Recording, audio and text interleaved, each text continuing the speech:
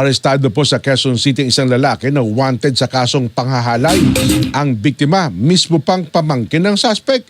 Itinanggi naman daw po niya ang paratang. Ibabalita po ni May Vitales. May, good morning.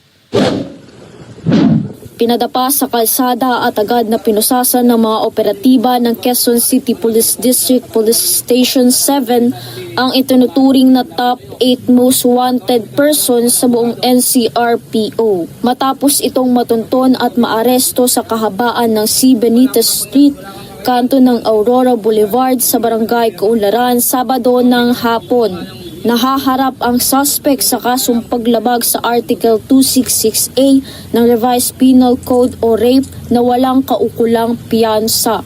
Ang biktima niya po rito ay kanyang sariling pamangkin. Nangyari po yung panggagahasa sa loob mismo ng bahay ng biktima. Habang natutulog yung biktima, pero saan siyang pinasok ng suspect at doon natuloy po yung panggagahasa. Matapos ang insidente, agad na isinumbong ng biktima sa kanyang mga magulang ang nangyari na naging daan sa pagsasagawa ng investigasyon at pagsasampa ng kaso laban sa suspect. Naganap umano ang krimen noong March 10, 2025 habang inilabas naman ng korte ang warrant of arrest nito lamang April 20, 2026. Ayon sa QCPD, matagal na umanong nagtatago ang suspect at palipat-lipat ng tirahan sa iba't ibang lugar sa Visayas Region, partikular sa Samar, upang takasan ang nagawang krimen.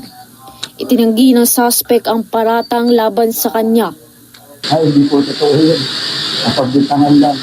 Nakakulong ngayon ang suspect sa kustodiya ng Police Station 7 habang hinihintay ang pag-usad ng kaso sa korte. May Vitales para sa 100% balita.